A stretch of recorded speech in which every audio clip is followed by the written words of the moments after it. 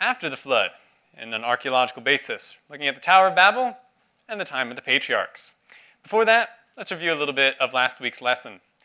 Last week, we examined various creation and flood myths from Mesopotamia and Egypt.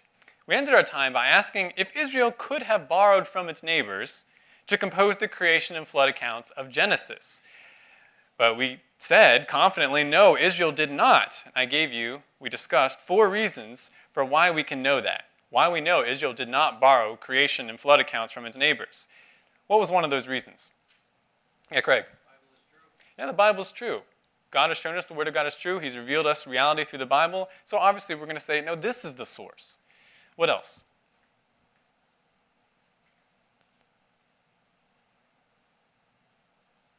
What did we make note of last week as we looked at the creation myths and flood myths? It helps us see that Israel did not borrow. Yeah, Eric. That's right. There are some similarities, but there are also many, many differences, particularly in the details, but also fundamental differences, differences in worldview.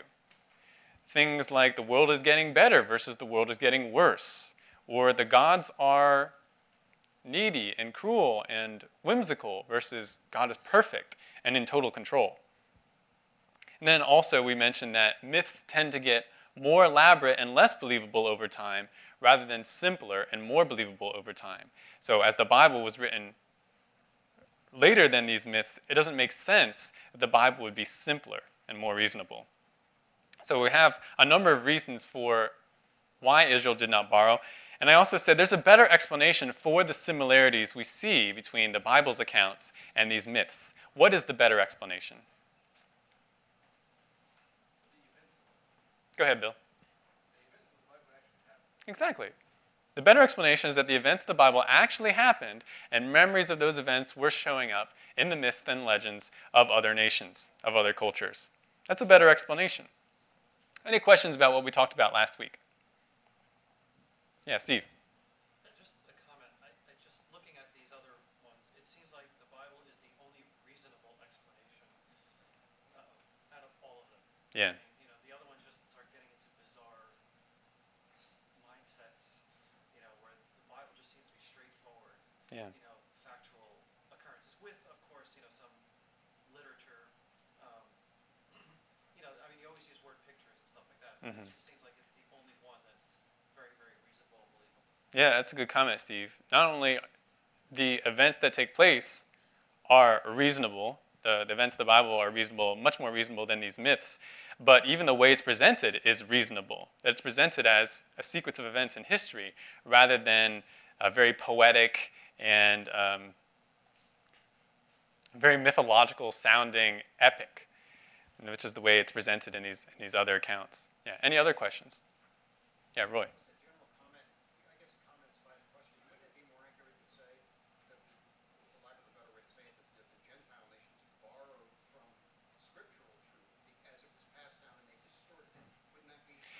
Yeah, I think that is a good way to describe it. Your question, would it be more accurate to say that the Gentile nations, those other nations, actually borrowed from the Bible? Yes, in a sense. They weren't necessarily looking at the scriptures, but the true events of the Bible, they are taking those events and they've become a little bit distorted, or they've communicated them in a way that corresponds to their own worldview. But yeah, in a sense, it's the other nations actually borrowing from the true account, which is presented in the Bible. Other questions or comments? Okay, so we've looked at archaeology related to the first 1,700 years of history, from creation around 4000 BC to the flood around 2350 BC. But now we're going to look at the period from 2350 BC to 1900 BC, about 1900 BC, from Babel to the birth of Isaac and to the destruction of Sodom. I told you last week that we don't have very many archaeological pieces of information from before the flood. The flood destroyed the information that would have been available. After the flood, there's a lot more, but not very much about Abraham. As of today, we have not discovered any direct evidence of Abraham in the Middle East. But this is not surprising, actually, considering the lifestyle of Abraham. Even though the Bible tells us Abraham was very rich, what kind of house did he live in? He lived in a tent. Remember, he lived in a tent. And Abraham tended to move around a lot. Why? Yeah, because he was a herder. He was somebody who took care of livestock when they constantly need fresh sources of food, green pastures, and so he's going to be moving around the land of Canaan and even going into Egypt sometimes. He was a nomad. And when you live as a nomad, as Abraham did, you tend not to leave much behind that directly identifies you. I mean, he embodies what the New Testament says. He was living a very temporary life. He was a sojourner. He didn't leave much evidence behind that directly identified him. So because of that, can we say nothing about Abraham or his time period based on archaeology? Actually, far from it. We have a large amount of archaeological information related to the period in which Abraham lived. Today, we're just going to focus on a few of those things because, after all, this is just a survey. We can't talk about everything. Today's outline is basically presented in the title for today. First, in our lesson today, we're going to look at evidence for Babel. Second, we're going to look for confirmation of early Semitic life and customs based off of pieces of evidence from Mesopotamia and Egypt. And then third, we're going to look at Sodom. Lord willing, if we have time today. We won't be able to talk all the way about Sodom, but we can say some things because the infamous city has been found. Or has it? We're going to investigate. Let's pray before we go further. Lord God, we thank you that you're the God of history, that you're not like the other gods, that you've given us a history that is true and that is so complete, giving us exactly what we need to know so we can understand where we fit in the world, where we fit in history, and what you're doing. Lord, help me to be able to explain well today and help those listening to be able to pay attention. In Jesus' name, amen. All right, first we're going to go back to Babel. Open your Bibles. Let's reread the short account given in Babel in Genesis 11. So it's Genesis 11, verses 1 to 9.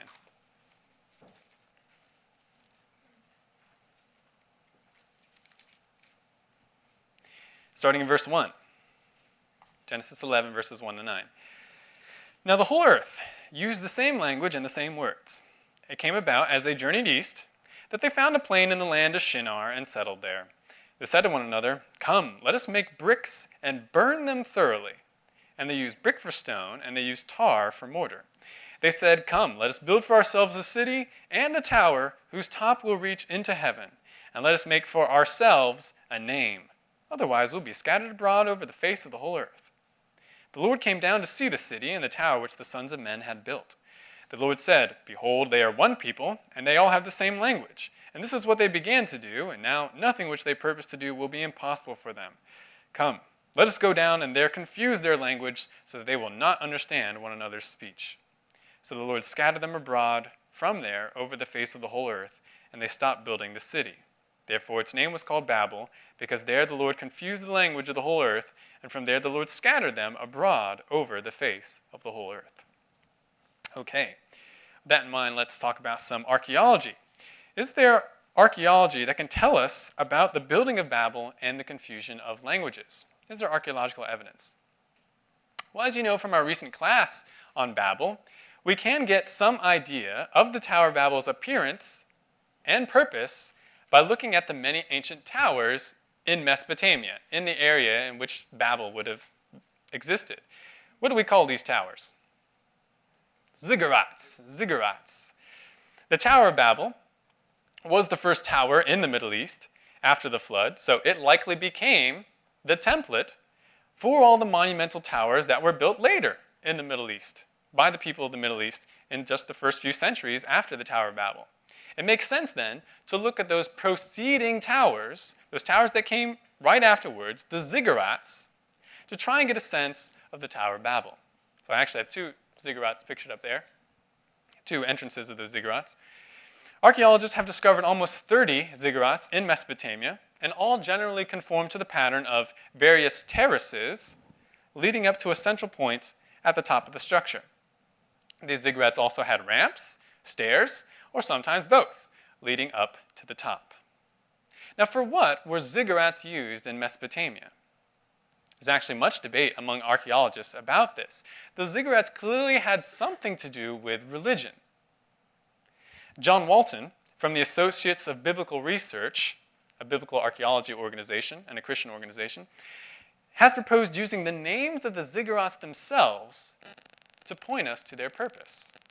We actually know the names that the Mesopotamians used for many of their ziggurats because of ancient inscriptions. Let me show you some of them, and let's see if we can notice any patterns. These are 15 names of ziggurats. We have the temple of the foundation of heaven and earth, the temple of the wielder of the 7 decrees of heaven and earth, temple of the mountain breeze, temple of mystery, temple of the stairway to pure heaven, temple of the god Dadia, temple of the admirable throne or sanctuary, temple of the ziggurat, exalted dwelling place, temple of the exalted mountain, temple of exalted splendor, temple of the god Nana, temple of the foundation of heaven and earth, temple which links heaven and earth, temple of the Gipparu, and temple of the ziggurat. Okay, what repeated ideas or themes do you notice in these titles? Yeah, Roy. Temple, right? Sometimes they all include the name temple. Yeah, Craig. Exalted. There's the idea of glory or exaltation with these structures. What else? Rob. Okay, there's the theme of heaven and earth. And some of them even say there's a connection, that the temple has to do with a connection between heaven and earth. We have stairs and also a link. What else? Okay, there are certain gods associated with these temple names. Anything else? Yeah, Craig. I think, let's see, one of them, yeah, 2 of them say foundation.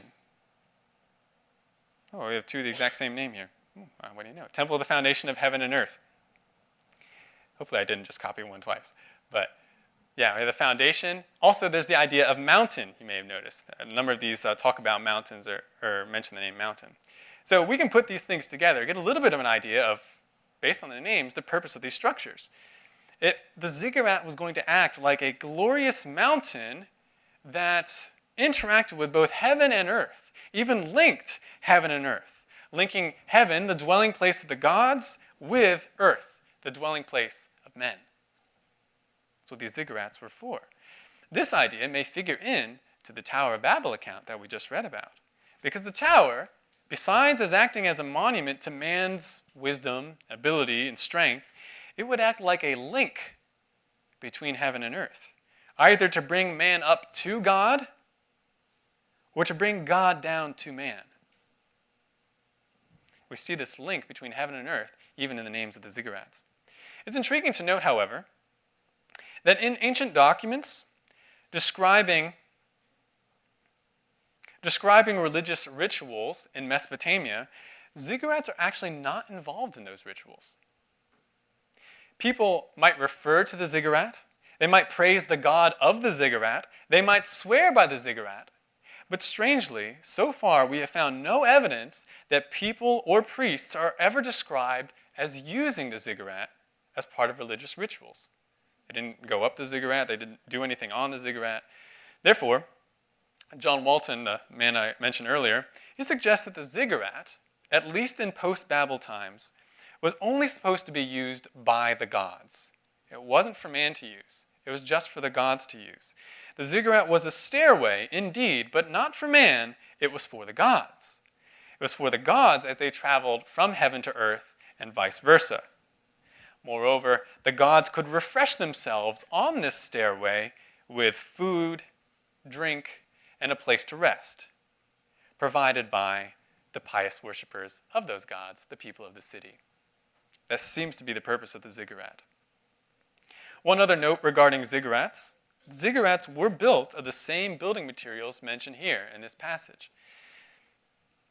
In Genesis 11, the materials mentioned by Moses are tar, or some translations say bitumen, which is a petroleum product that is found to have existed in Mesopotamia in various places, and burned brick, or baked brick, brick that has been burned with a furnace instead of sun-dried.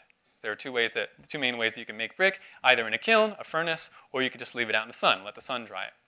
Baked brick and bitumen were valuable materials in ancient Mesopotamia, and they were reserved for public buildings and monuments. You wouldn't use it just to build your house. You wouldn't use those materials. They're too expensive. They're too valuable. They would use them for public buildings, though, which usually included the two central structures of any city, which were the ziggurat and the palace of the king. Those are the buildings that would get baked brick and bitumen. Because baked brick and the joining mechanism of bitumen, though expensive, they're very strong. Even stronger than naturally cut stone or iron. Ziggurats were often constructed using outer walls of baked brick, and then inside it would be filled with dirt and reinforced with mud brick. So the most important parts of the foundation, the outer walls, they used baked brick. So this consistency also helps us see that Tower of Babel was probably a ziggurat. Now, if the Tower of Babel was the original ziggurat, is it possible then that one of the ziggurats that we've uncovered today is actually the Tower of Babel? I mean, if the Tower of Babel was a ziggurat, we're finding all these ziggurats, maybe the Tower of Babel is one of those ziggurats. Does it still exist? It is possible. This is actually the theory of some archaeologists, including David Rohl. We'll talk about this particular archaeologist at more length in later classes because he's one of those people who wants to turn around Egyptian chronology. He's one of those who suggests that we've got it all wrong. He's not a Christian, but he is a maximalist. He's someone that believes the Bible gives accurate archaeological information. His theory is that the ziggurat of Amarsin in ancient Eridu, the ancient city of Eridu, is actually the Tower of Babel. That ziggurat is the oldest and largest of all the uncovered ziggurats. Though there's some debate as to which ziggurat is actually the largest, because what qualifies as a ziggurat, and it's a little bit difficult to date things, and so there's some debate about which one is actually oldest. But this is one of the oldest, the ziggurat of Amarsin. Actually, I don't have a picture of it, but the ziggurat of Amarsin. Moreover, in the Mesopotamian tradition, Eridu was the first city and the first great city built in ancient Sumer, in ancient Mesopotamia. You remember the Sumerian king list that we looked at last week? Well, the first line from that chronicle reads thusly: after the kingship descended from heaven, the kingship was in Eridu, or Eridu. So they said, kingship came down to this city, Eridu, from heaven. Additionally, certain terms that later referred to the city of Babylon were first used to describe the city of Eridu. So there's actually a link between Babylon and Eridu. They were sometimes talked about the same way. Finally, there's a curious mentioning of confused languages and the god of Eridu in the Sumerian myth Enmerkar and the Lord of Aratta. This story, dated to around 2100 BC, is all about the feud that the ruler of Uruk and Eridu, a ruler by the name of Enmerkar, is having with this lord of another city, a city named Aratta. At one point in their feud, it's kind of like a battle of wits. At one point in their feud, Enmerkar invokes a spell on his rival by reciting an incantation. Now, let me show you one translation of the spell. Two excerpts. This is Enmerkar speaking. Once upon a time, there was no snake, there was no scorpion, there was no hyena, there was no lion, there was no wild dog, no wolf, there was no fear, no terror, man had no rival. In those days, the lands of Suber and Hamazi, harmony-tongued Sumer, the great land of the decrees of princeship, Uri, the land having all that is appropriate, the land Martu, resting in security, the whole universe, the people in unison, to Enlil, the chief god, in one tongue spoke. Then Enki, he's the god of crafts, water, and creation, also the patron god of Eridu, the Lord of abundance, whose commands are trustworthy, the Lord of wisdom, who understands the land, the leader of the gods, endowed with wisdom, the Lord of Eridu changed the speech in their mouths, brought contention into it, into the speech of man that until then had been one. Okay, if this translation is correct, this is a clear reference to the confusion of languages at Babel. I mean, it's very, very clear. Could the Babel of Genesis 11 actually have been ancient Eridu? After all, the god of Eridu is said to be the one who confused the languages. We should note, there are other ways to translate this passage in this myth. For instance, other versions of this spell have it taking place in the future rather than in the past.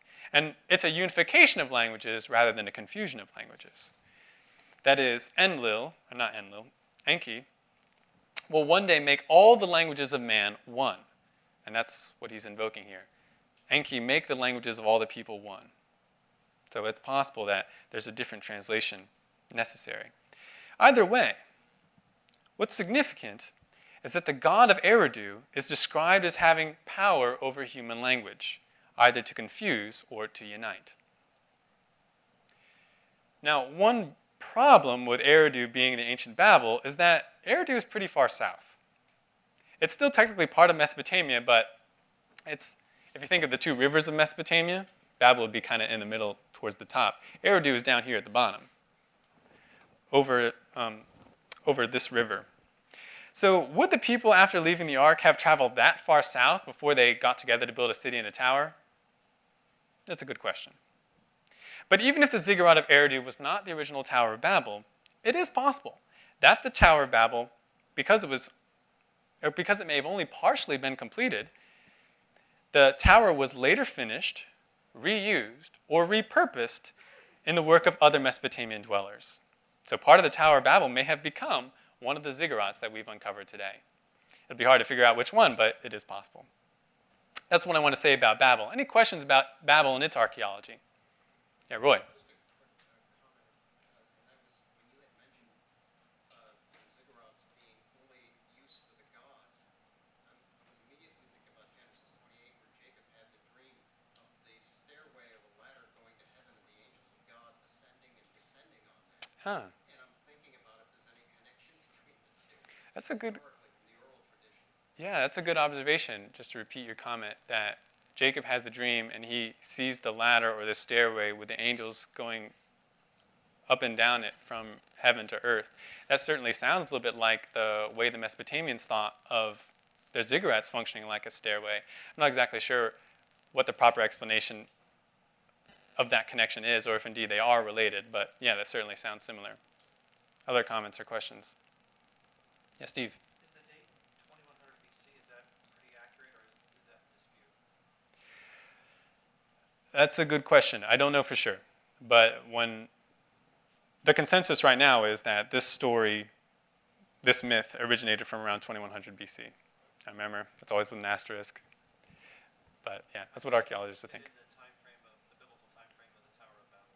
That would be after the Tower of Babel, of course, because the Tower of Babel would take place around 2240 BC. And that would, if indeed that's a correct date, that's not very long after the Tower of Babel. So that could be a very recent memory. But as the people were dispersing in Mesopotamia, that myth was written. Other questions or comments? Okay, so we've heard a little bit about Babel. Now the next place the text goes in the Bible is to Abraham. It moves across a large period, or a pretty decent chunk of time, and it goes to Abraham, first called Abram. Again, we don't have direct evidence of Abraham himself in archaeology. His name does not appear on any inscriptions that we found thus far. But we do have a number of pieces of information that relate to the time of Abraham and to the customs of that time. So it can help us understand Abraham a little bit better. First, let's take a look at the story of Sinuhe. I'll show you a little bit of the archaeological information we have. The story of Sinuhe. This story comes to us from various surviving papyri fragments from around 1800 BC, though the story appears to have been composed around 2000 BC. So this would be probably written during the time of Abraham or his immediate descendants. The story describes the experience of an Egyptian official named Sinuhe, who after the death of a certain pharaoh, flees Egypt and lives somewhere in Canaan. There, a tent-dwelling chieftain named Enshi, the son of Amu, befriends Sinuhe and makes Sinuhe a leader of the tribe. At one point in the story, Sinuhe describes the land and a little bit of the daily life of the tribal group that he's in. So this will be helpful for giving us some context to the Bible. Let's see what Sinuhe has to say. And he, Enshi, placed me even before his children and mated me with his eldest daughter, that is, married. He caused me to choose for myself of his country of the best that belonged to him on his border to another country. It was a goodly land called Yah. Figs were in it and grapes, and its wine was more abundant than its water. Plentiful was its honey, and many were its olives. All manner of fruits were upon its trees. Wheat was in it, and spelt, which is a kind of wheat, and limitless cattle of all kinds. Great also was that which fell to my portion by reason of the love bestowed on me. He made me ruler of a tribe of the best of his country. Food was provided me for my daily fare, and wine for my daily portion, cooked meat and roast, fowl, over and above the animals of the desert, for men hunted and laid before me in addition to the quarry of my dogs. There was made for me many dainties, and milk, prepared in every way. Hopefully you've had breakfast. That might make you a little bit hungry. How does Sinahi describe the land of Canaan?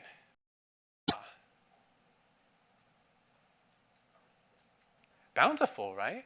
This is an abundant land, abundant in good food and good drink. Do you notice any descriptions here that actually sound like the Bible's descriptions of Canaan? It's flowing with honey, right? It's honey, and it also mentions milk at the end. In the phrase that's often repeated in the Bible about Canaan, it's a land flowing with milk and honey. And also you remember that when the spies come back from Canaan, they bring back grapes. And so we've got grapes and wine and a number of other fruits mentioned here. So when God brought Abraham to Canaan, even before his descendants came into the promised land, Canaan was, according to Sinahi, it was an abundant land. And as a wealthy chieftain, as a wealthy leader of his group, his tribe, as a tent dweller, Abraham probably enjoyed a similar lifestyle to that described by Sinahi here.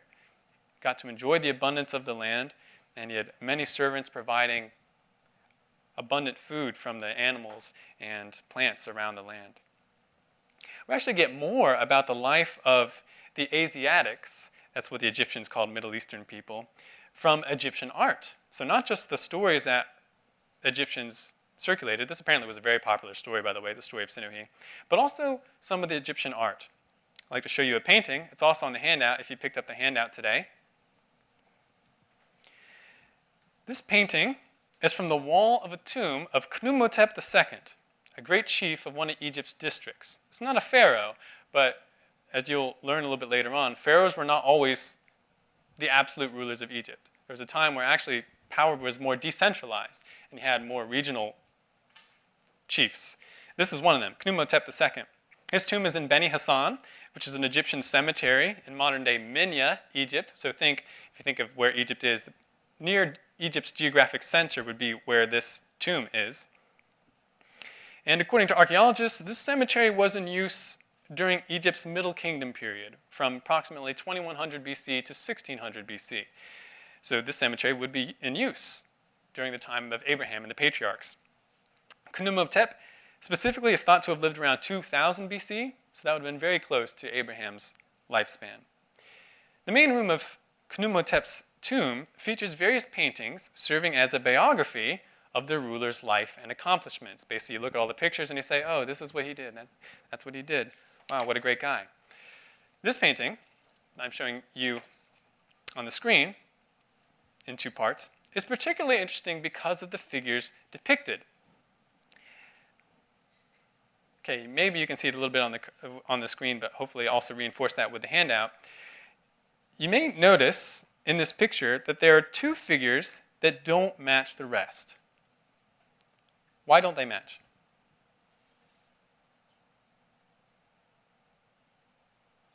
Yeah, Andrew. Yeah, those two figures there in the top right, they have darker skin than the rest of the group. What else is different about them? Yeah, Rob. Yeah. Yeah, like a skirt thing. Yeah, they have different clothes than the rest of the group. Well, those two figures are actually Egyptians. So, if those two figures are Egyptians, what must the other figures be? They're likely not Egyptians. In fact, the writing next to this painting identifies the group as consisting of 37 individuals with a foreign chieftain by the name of Abishai. Now, what ethnicity is the name Abishai? That sounds like a Hebrew name. It's a Semitic name. It's someone from the descendants of Shem. So what we're looking at here is probably a group of Semitic travelers. They could be Canaanite, they could be Amorite, they could be Hebrew, but they've come to Egypt and apparently were delivering some kind of tribute or some offering to this great chief of Egypt. So if we study this picture, we can get a sense a little bit of the fashion and lifestyle of the Semites during this period, including even Abraham. So let's see if we can study some of the details here. What do you notice about these people? Yeah, Magda. They have facial hair. They have beards, but no mustache. So apparently that was the fashion. They have this beard, but no mustache. What else? Yeah, Steve. They seem to be a lot more, agricultural. They have beasts of burden animals with them. They do, when we think about their transportation, we do see some animals here. So we know that they're using donkeys there at the bottom. It looks like some sort of goat, elk, antelope type things at the top. Though they're not using them as pack animals, they're probably gifts, maybe some kind of offering. Also notice that they're not riding any of the animals, except for, you can see down there in the bottom right, two little kids. Two little kids sitting on that donkey. So that gives us some idea of their transportation practices. Everyone walks, except for the little kids. And you put your stuff on the pack animals. Men and women and older children, they walk. What else do we notice? Yeah, Dwayne. That's right. We see some of the weapons here. There's spears. There's a bow. I don't know if you can see it with the glare in the screen, but there's probably some throwing sticks. I don't know if you know what that is, but a throwing stick is kind of like a mix between a club and a boomerang. It was actually a stick that you could hit things with, but also throw it. It was good for hunting. And maybe an axe here also. So we get some idea of the weaponry. Yeah, Danielle, what else?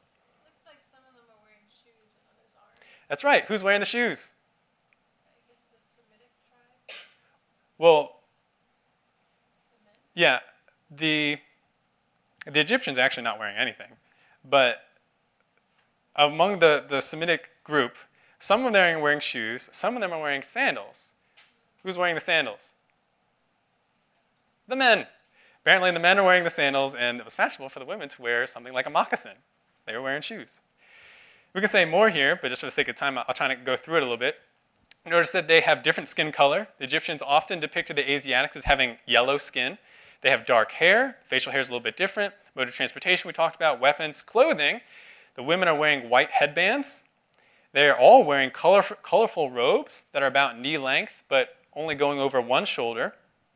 Talked about the footwear. You can also see that there's a stringed instrument here in the bottom left.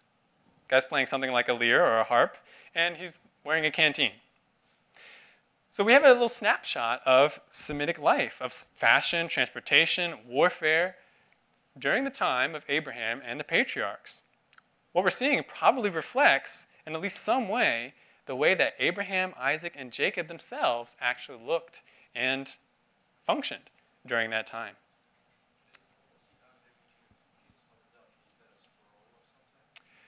That's a good question. That could be a scroll. I'm not really sure.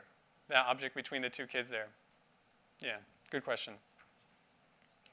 So Egypt tells us a little bit about Abraham and the patriarchs, that time period, but also does Mesopotamia, especially when it comes to the law and customs. So we see some things from Egypt. Let's look what Mesopotamia can tell us. Let's actually look at some passages in the Bible once again. You may remember that in the account of Abraham, some strange things happen regarding marriage and inheritance. Look at Genesis 16. They may seem strange to us. Genesis 16, verses 1 to 6, just to refresh you some of the things that happened between Abraham and Sarah. Look at Genesis 16, verse 1. Now Sarah, Abraham's wife, had borne him no children, and she had an Egyptian maid whose name was Hagar. So Sarah said to Abram, Now behold, the Lord has prevented me from bearing children. Please go into my maid. Perhaps I will obtain children through her. And Abram listened to the voice of Sarai. After Abram had lived 10 years in the land of Canaan, Abram's wife Sarai took Hagar the Egyptian, her maid, and gave her to her husband Abram as his wife. He went into Hagar, and she conceived. And when she saw that she had conceived, her mistress was despised in her sight. And Sarai said to Abram, May the wrong done me be upon you. I gave my maid into your arms, but when she saw that she had conceived, I was despised in her sight. May the Lord judge between you and me. But Abraham said to Sarai, "Behold, your maid is in your power. Do to her what is good in your sight." So Sarai treated her harshly, and she fled from her presence.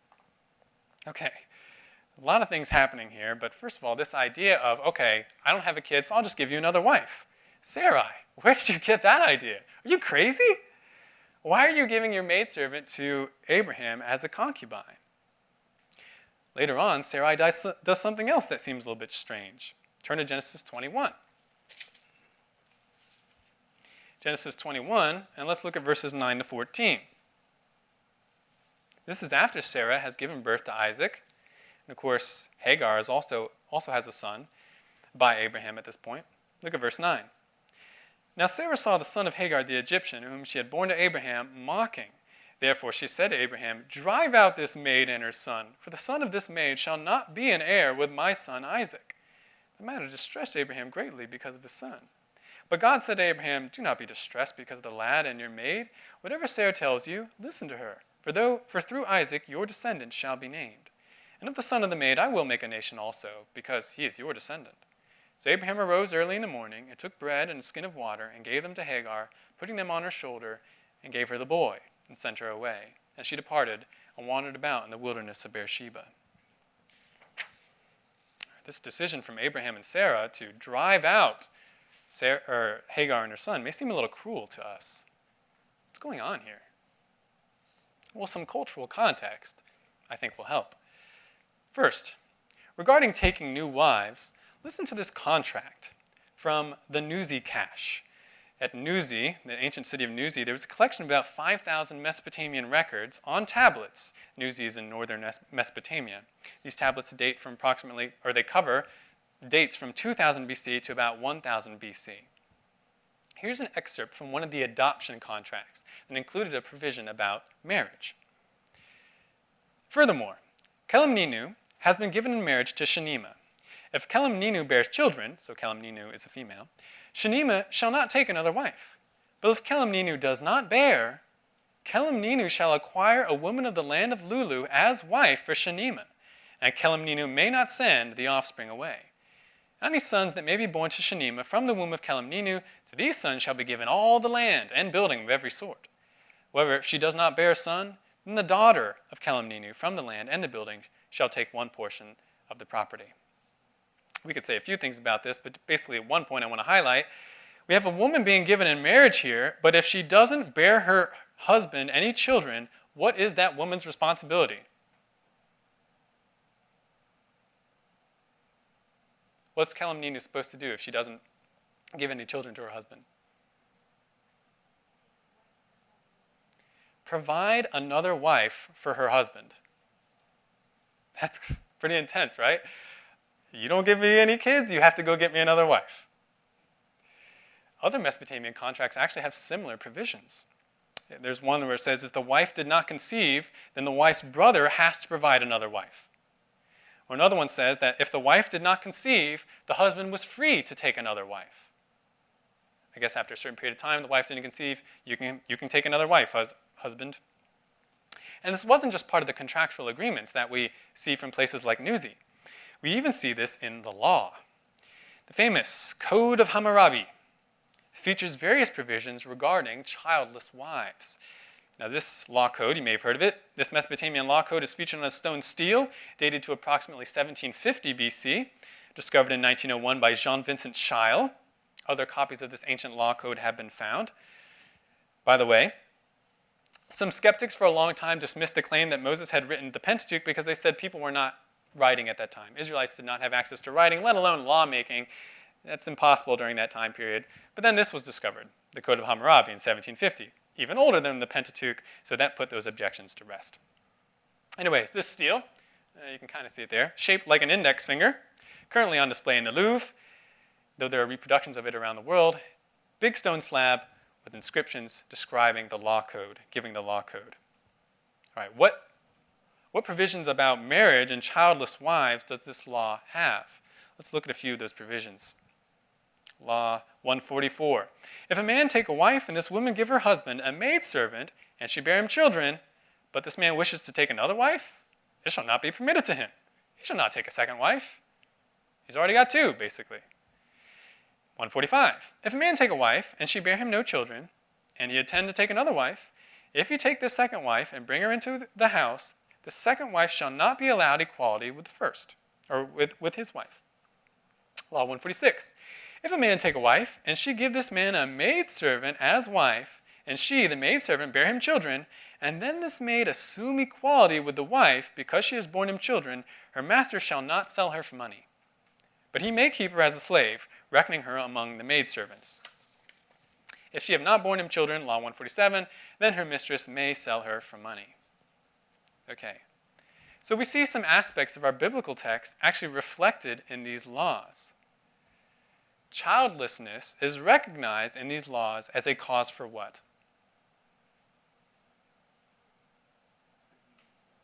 What's that?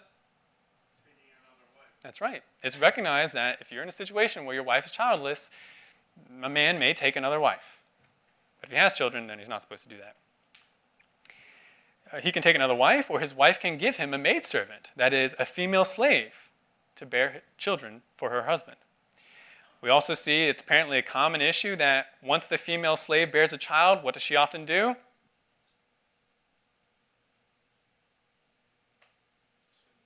Assumes equality with his actual wife.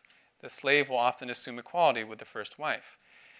If such a situation were to occur in Hammurabi's law, that situation is not an excuse for the husband to do what?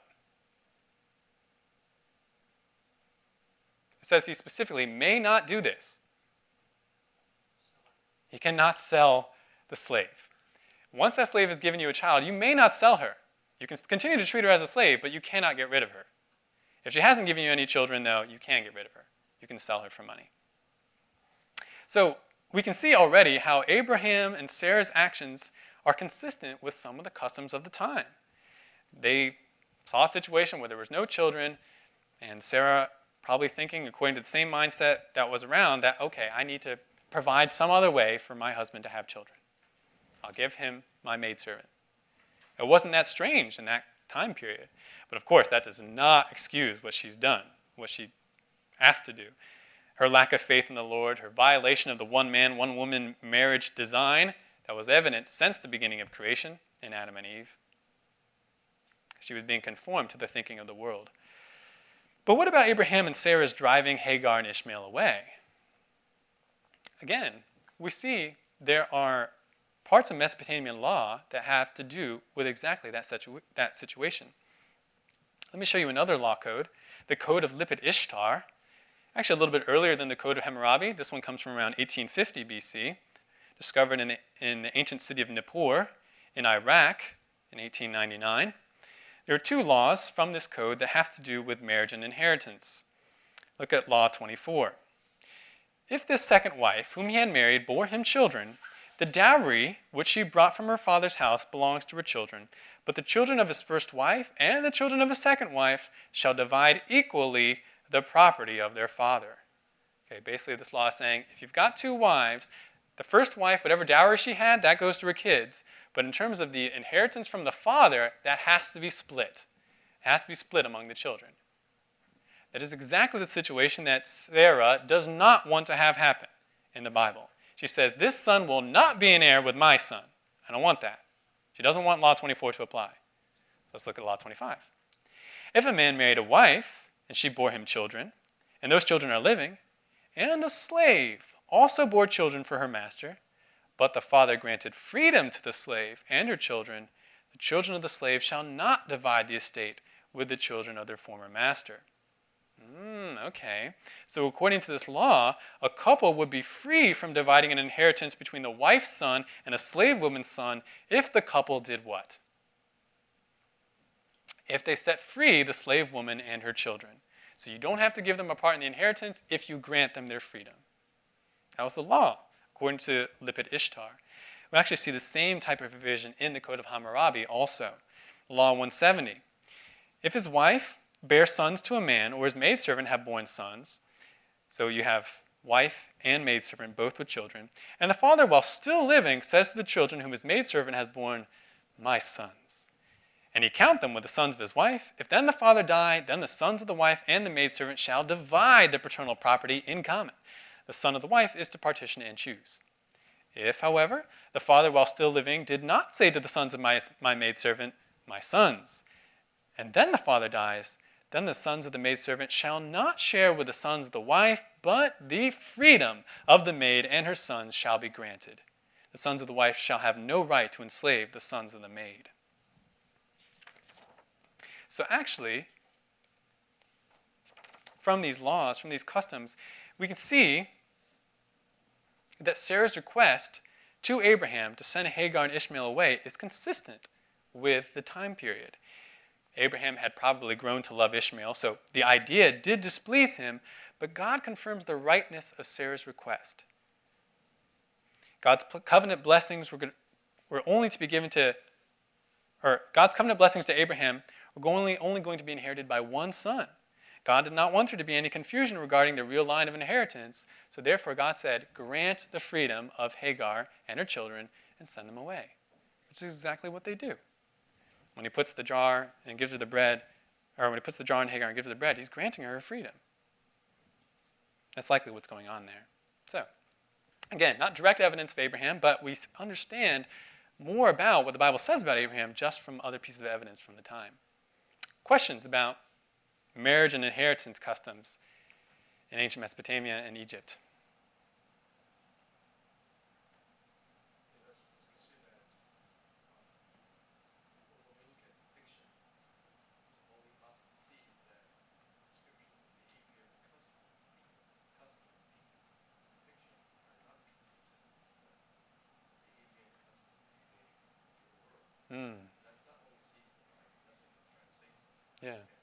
Yeah, that's a good way to restate the point, Bill. Just to restate what you said, that in fiction, we often see a discrepancy between what's depicted in the story and the customs and behavior of people in the real world. But we're seeing that the Bible is completely consistent with historical information of customs at the time, laws, customs, and descriptions at the time. So that does make the Bible even more credible. Other comments or questions? Greg? I'm just going to point out that, Genesis was written by Moses. It was, hundreds of years after these customs had probably been displaced by, Egyptian-dominated culture. Yeah, so that makes it even more credible because it's accurate even when Moses wasn't there. Moses is not simply describing the customs of his time, he's describing customs that were from centuries before his time. And they may have even been different in Moses' time. But yeah, that's a good point. Other questions or comments?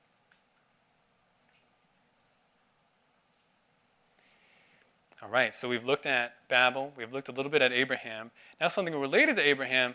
With our last bit of time today, let's start talking about Sodom. You remember Sodom, Gomorrah, infamous cities of sinful perversion destroyed by God with fire, according to Genesis 19. Well, remarkably, as I said, Sodom has been found. Yes, we have ruins today that bear evidence that they were supernaturally destroyed by fire, just as God shows us in the book of Genesis. But there's a problem. There are actually two sets of ruins that could be Sodom, with archaeologists of each dig claiming that their site is the real Sodom. The other one's not. Oh boy. Let's see if we can make sense of this. I'm going to present to you, partially this week, more next week, information about both sites, and then the evidence for and against each site as the real site for Sodom. These sites are remarkable, but let's see how well they line up with evidence. First, we need to look at some biblical background. What does the Bible say about Sodom's location and how it was destroyed? Now, this is going to come kind of quickly, so follow along with me as I point you to different references. First place that Sodom is mentioned in the Bible is Genesis 10. Genesis 10:19. This is part of the Table of the Nations. This is what it says. The territory of the Canaanite extended from Sidon as you go toward Gerar as far as Gaza, as you go toward Sodom and Gomorrah and Admah and Zeboim as far as Lasha. Right, this verse is talking about the borders of the Canaanites' dwelling, the borders of Canaan, essentially. On the west, you have Sidon and Gaza. That'd be like the northern and southern boundaries on the west side. On the east, you have Sodom, Gomorrah, Admah, and Zeboim. So Sodom, according to this verse, is apparently on the eastern border of Canaanite territory. Sodom and these associated cities, they form an eastern border to Canaanite territory. Then Sodom disappears for a little bit in the narrative and appears again in Genesis 13. Jump over there. Genesis 13, 10 to 12. This is when Abram and Lot decide to split up. Look at verse 10. Lot lifted up his eyes and saw all the valley of the Jordan. It was well watered everywhere. This is before the Lord destroyed Sodom and Gomorrah. Like the garden of the Lord, like the land of Egypt, as you go to Zoar. So Lot chose for himself all the valley of the Jordan, and Lot journeyed eastward. Thus they separated from each other. Abram settled in the land of Canaan, while Lot settled in the cities of the valley and moved his tents as far as Sodom. Okay, so this episode, this viewing of the valley or of the plain by Lot, as he's trying to figure out where do I want to live. This takes place at a site between Bethel and Ai. That's where Abram and Lot are in this passage. Between Bethel and Ai. And Lot looks at the valley, which is also translated plain, and he decides to settle there. According to this passage, why?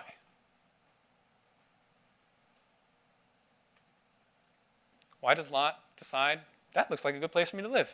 Grass is always green. Yeah, it looks great. It looks green. It looks well watered. A couple of descriptions there, like the garden of the Lord, like the garden of Egypt.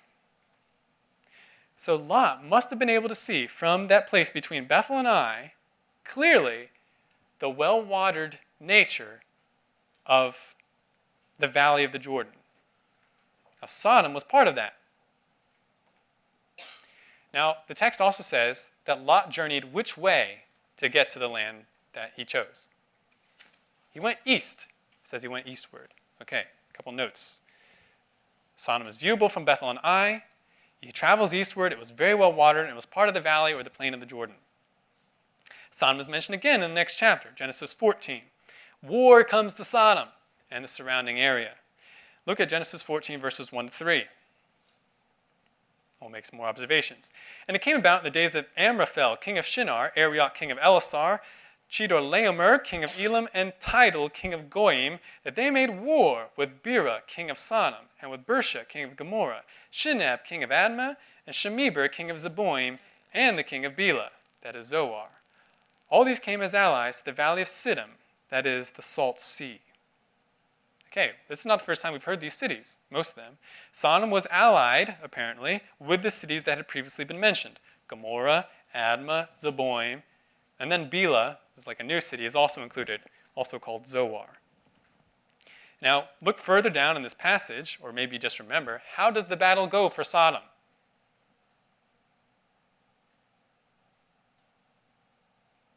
What was the result? They lost. Sodom was defeated. Look at verses 10 to 12. Now the valley of Siddim was full of tar pits, and the kings of Sodom and Gomorrah fled, and they fell into them.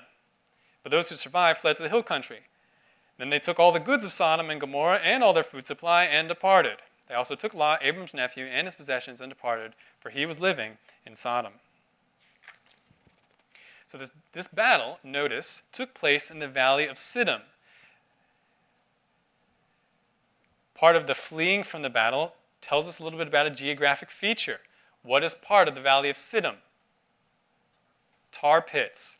They fell into these fleeing kings. Also can be translated bitumen pits. What appears to take place immediately after the defeat of Sodom in battle? What do the victorious soldiers do? They plunder the city of Sodom. They sack it. They take away the goods, and they take away Lot. Okay, we want to note those details. Sodom was allied with the cities mentioned in Genesis 10:19. There's a battle in the valley of Siddim near some bitumen pits, and Sodom was immediately plundered afterwards. Okay. Next section I want to point you to, Genesis 19. Okay, this is where we actually see the city being destroyed. There's some timing details and some location details that we want to make note of. Look at Genesis 19:15. This is after the angels warned Lot, get your relatives out of the city. If you have anybody you want to warn, tell them now. He tries to warn his sons-in-law, but they don't believe him. Then 19:15 says, when morning dawned, the angels urged Lot, saying, up, take your wife and your 2 daughters who are here, or you'll be swept away in the punishment of the city. Okay, what time is this happening? This is very early, precisely at dawn. So this final exhortation to leave the city is at dawn. And then, Lot has a little plea with the angel. He says, I can't go where you want me to go. Hold on, let me make a request. Look down at verse 19 and 22. Verse 19. Now behold, your servant has found favor in your sight, and you have magnified your loving kindness, which you have shown me by saving my life. But I cannot escape to the mountains, for the disaster will overtake me, and I will die. Now behold, this town is near enough to flee to, and it is small. Please let me escape there. It's not small, that my life may be saved. He said to him, the angel replies, behold, I will grant you this request also, not to overthrow the town of which you have spoken. Hurry, escape there, for I cannot do anything until you arrive there. Therefore, the name of the town was called Zoar. Stop there for just a second. Lot asks the angels if he could flee to Zoar instead of the mountains. Why Zoar, according to Lot? Why that city? It's small and it's close. He said it's near enough to flee to and it's small. Please let me flee there. Angels grant the request, but they command Lot to hurry. Why? Danielle. They can't do their task until he gets there. That's right. They cannot do anything until he arrives in Zoar, which, by the way, maybe that puts a little light bulb in your head. All those paintings you see of fire running down on Sodom as the group is running away, inaccurate, because they were already in Zoar when the fire came down. Also, the fire goes on more than just the city of Sodom. It's the whole valley, so there's that too. Notice the next verse, verse 19, or next 2 verses, 23 and 24. The sun had risen over the earth when Lot came to Zoar. Okay, whatever that means, the sun had risen over the earth, that's when he had arrived at Zoar.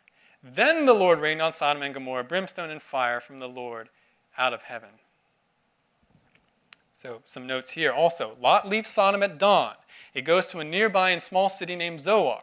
The angels wait till Lot arrives to enact the judgment, and the sun had risen over the earth by that time. So sometime during the day, probably. One more background note. After Sodom is destroyed, Abraham looks, and he sees the smoke. Look down a couple verses, verse 27 to 28. Now Abraham arose early in the morning, and he went to the place where he had stood before the Lord. And he looked down toward Sodom and Gomorrah and toward all the land of the valley, and he saw, and behold, the smoke of the land ascended like the smoke of a furnace. When does Abraham go to look at what happened to Sodom? Say that again. When he goes to look, he already sees that it's destroyed. Or soon after he goes to look, he sees that it's destroyed. When does he go to look? Text says, early in the morning. Okay, and he sees the smoke like the smoke of a furnace. Again, Abraham is able to see Sodom from his vantage point. Well, where is Abraham at this time? It doesn't say specifically here. It just says that he was in the same place that the Lord met him the day before. Well, where was that? If we back up a chapter, I won't make you do this, but in chapter 18, verse 1, it says, the Lord appeared to him by the oaks of Mamre. Okay, where are the oaks of Mamre? Well, use your little Bible app and do search, or use BibleGateway.com. Search the phrase oaks of Mamre, and the first place, or one of the places you run into it, is Genesis 13:18, which says, then Abram moved his tent and came and dwelt by the oaks of Mamre, which are in Hebron. And there he built an altar to the Lord. So there, putting these things together, we know that Abram was at Hebron, and he could see the valley's destruction from his vantage point. Okay. So those are the last set of notes. Abram looks early in the morning for what happened to Sodom, and he sees thick smoke, even from Hebron. So he's able to see it from Hebron. Now, we've got some very important background for assessing these claims. which two sites are proposed as being for Sodom? Well, I'll show you. I don't know if you can see it that well, but there's the Dead Sea. To the northeast is a site called Tel El Hammam, northeast of the Dead Sea. That is one site proposed for Sodom, and there are 4 other cities nearby that are proposed as the sites for the associated cities of Sodom. And then we have to the southeast, kind of on the eastern edge, the very bottom edge of the Dead Sea, another site proposed for Sodom, Bab ed Dra, on the southeast side of the Dead Sea. Which of these is the real Sodom? Which lines up better with the evidence? We're out of time for today. So you just have to come back next time and find out. Those cliffhangers. Let's close in prayer. If you have questions, come see me afterwards. Lord God,